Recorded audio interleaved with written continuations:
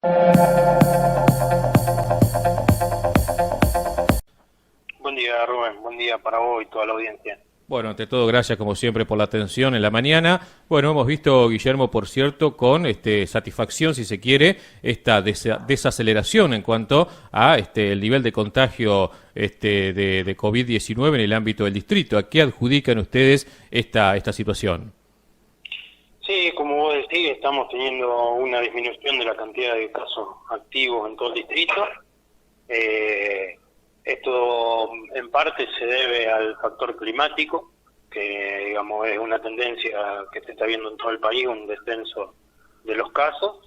Y en otro punto también han sido muy efectivas las campañas de testeo masivo, si se quiere llamarlo de alguna manera, que han hecho que podamos contener un poco más la cantidad de casos y que el pico no nos haya sorprendido. Ujú.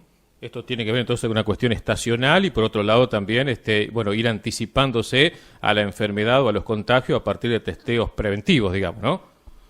Exacto, era la estrategia de inicio, cortar la cadena de contagio, detectando rápidamente los casos activos. Ujú, Y de esa seguramente. manera ir frenando un poco el contagio y de hecho, bueno, sabiendo que venía la época estival, que iban a disminuir la cantidad de casos, fue efectivo. Eso no quiere decir que estemos libres de COVID, ¿no? Claro, Pero claro. bueno, lo que hace es que disminuya bastante la cantidad de casos activos y mejore la respuesta del sistema de salud ante la contingencia. Ujú. Hoy por hoy, digamos, hay personas aisladas en el ámbito hospitalario, hay camas ocupadas, por ejemplo, en terapia intensiva. No, en el momento no tenemos camas de COVID ocupadas en terapia intensiva Ujú. y tenemos una sola cama ocupada de aislamiento por un paciente COVID. Claro, Después, lógicamente, tenemos camas ocupadas por otro tipo de patologías que siguen intercurriendo. correcto. Pero en el momento lo que es aislamiento estamos bien. Bueno, en cuanto a trabajadores esenciales, por ejemplo, vinculados concretamente al ámbito de la salud, ¿hay algún contagio? No, por el momento no hemos tenido nuevos casos. Sí tuvimos casos de trabajadores de salud contagiados. Hemos tenido que cubrir bastantes guardias y bastantes huecos que iban quedando por personal que había contraído la enfermedad, pero al momento no Ujú. tenemos a nadie. Seguramente. O sea que en ese sentido hay un alivio, si se quiere, ¿no? En cuanto a lo que fue en algún momento la exigencia para todo el sistema sanitario, ¿no? Sí, por supuesto. Ahora estamos en una etapa que nos podemos reorganizar mirando lo que nos pasó, Ujú. anticipándonos a un nuevo pico que podría llegar a venir en cualquier momento. Claro, eso es lo que te iba a preguntar casualmente, el tema de el rebrote, ¿no? Como se dio en Europa, esto está previsto, a lo mejor que puede ocurrir también en el ámbito de nuestro país, o el tema de la vacuna quizás pueda llegar a ser un freno, ¿no? Ante este riesgo. Sí, lo que nosotros tenemos que prepararnos como sistema de salud del distrito es para un rebrote. Ujú. No nos podemos relajar y pensar que no va a venir porque nos puede llegar a pasar, sobre todo teniendo en cuenta que vienen las vacaciones, que vienen las fiestas y que eso va a llevar un movimiento de gente importante y eso todos sabemos que es un riesgo que aumenta la cantidad de contacto entre las personas y puede aumentar la cantidad de casos. Claro, correcto. Bueno, y por cierto, ¿no? La cantidad de casos recuperados es inmensamente superior a los activos. Bueno, se habla concretamente de un periodo en el cual la persona recuperada encuentra como cierto grado de inmunidad. ¿Puede ser que esto ocurra, Guillermo? Sí, en realidad los estudios lo que dicen es que los anticuerpos, digamos, de defensa que generan los pacientes son mayor en los pacientes que han tenido enfermedad moderada a grave y es menor la inmunidad que genera el paciente que ha tenido una enfermedad leve, Ajá, los que la han pasado en casa. claro. Se cree que la inmunidad dura alrededor de 3 meses. Ajá, claro, correcto, correcto. Sí, sí, sí, un tema entonces a tener en cuenta porque por ahí también el que tuvo, digamos, a no descuidarse y tener en cuenta este periodo de tiempo porque puede llegar de nuevo a contraer la enfermedad, ¿no? Exactamente. A no relajarse porque hay casos confirmados de reinfección, así que nadie está exento a poder contagiarse o volver a contagiarse la enfermedad, y no sabemos cómo es a ciencia cierta la respuesta del organismo frente a una nueva infección. Correcto. De COVID. ¿Ha ocurrido en el ámbito del distrito también, Guillermo? No, en el ámbito del distrito no pudimos documentar ningún caso de reinfección. Ajá, bien, bárbaro. Y bueno, ¿y cuáles son las estrategias? ¿Cómo se va planificando, bueno, con vista a futuro? ¿Cuáles son las líneas que van bajando a nivel del ministerio, de región sanitaria, por ejemplo? Bueno, no, actualmente seguimos con las mismas estrategias que nos veníamos manejando, monitoreando permanentemente la cantidad de casos, la cantidad de aislados, los contactos que tiene cada caso, la franja etaria a la cual ha afectado más esta enfermedad. Por lo pronto, una de las actividades que tenemos previstas en esta semana es la donación de sangre y plasma al convaleciente, como todos saben, de los pacientes que han tenido la enfermedad, para que puedan donar sangre y plasma, que después son utilizados en los pacientes con enfermedad moderada o grave. Correcto. ¿Ya hay muchas personas en condiciones o que han expresado su voluntad de donar plasma o sangre? Sí, la mayoría de los pacientes que están recuperados han manifestado la voluntad de donar plasma y sangre, pero el tema es que esto requiere de un proceso de selección previo, porque se necesitan ciertos factores para que el paciente sea apto para la donación, ¿no? Bueno, ¿y qué franja etaria, por lo que ustedes estuvieron estudiando, ha afectado fundamentalmente en el plano comunitario, si se quiere, esta enfermedad, Guillermo? En la franja etaria que tenemos más afectada es entre los 43 y los 62 años. Claro. Obviamente que hay un margen hacia arriba y hacia abajo, pero es el sector, digamos, más afectado de esta franja etaria. Claro. Por suerte no ha afectado tanto a los adultos mayores, que son los de más riesgo.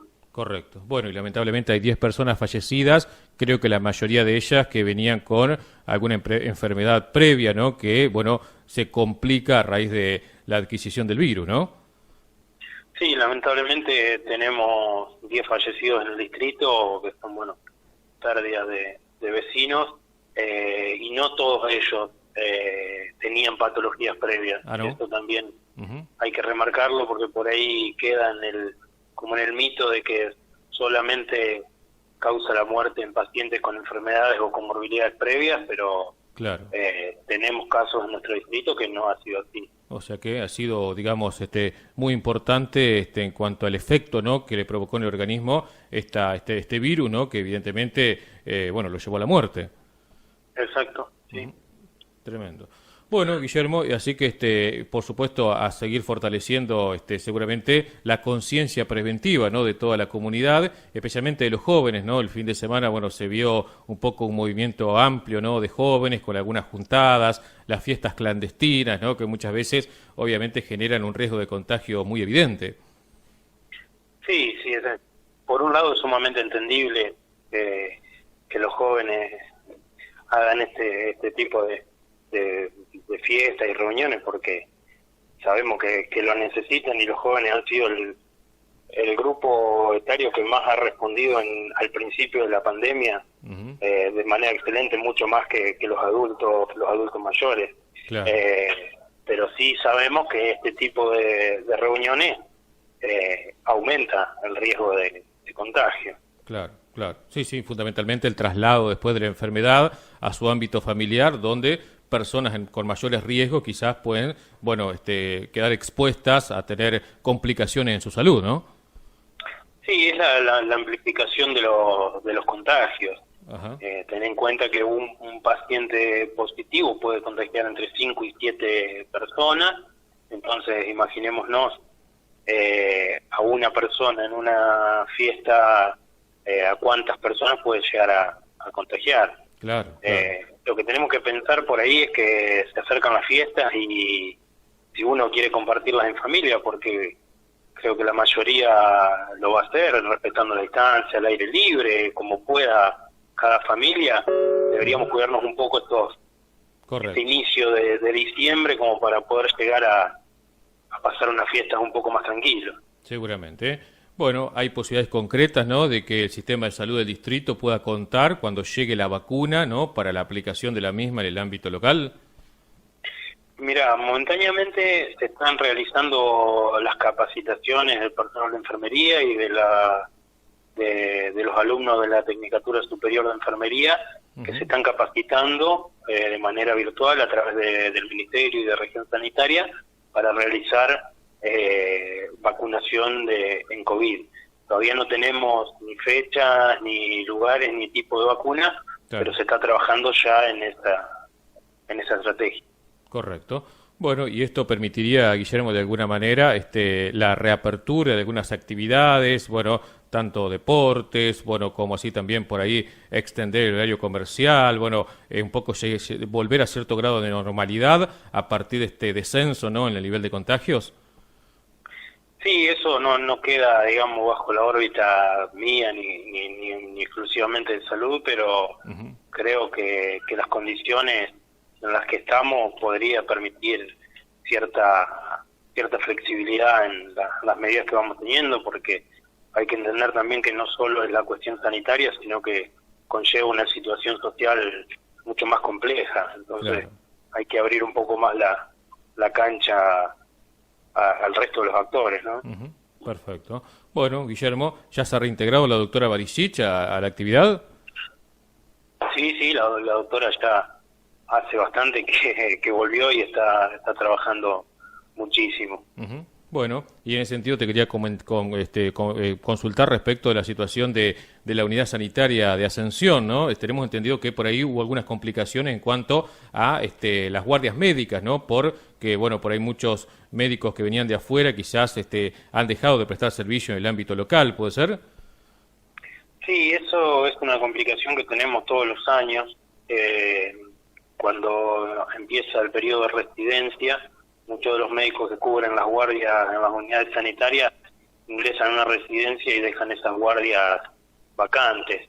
Entonces es una situación que se repite 2 veces al año, que ya la tenemos identificadas, pero bueno, ante un contexto de pandemia el recurso humano es finito, entonces se complica conseguir personal que pueda cubrir esas guardias. De todas maneras, las guardias están siempre cubiertas, pero bueno, sí ha sido una problemática que tuvimos que solucionar. Bueno, se va a tratar de conseguir quizás más profesionales de algún otro lugar. Sí, se van consiguiendo. El tema es que a veces la premura de necesitarlo ya no te permite un margen de manejo de tiempo, digamos, claro, pero cubrirlas están cubiertas, estamos todos haciendo guardia. Incluso te digo más, la doctora Barisic en este momento está haciendo la guardia ahí en Ascensión. Ah, mira, bien.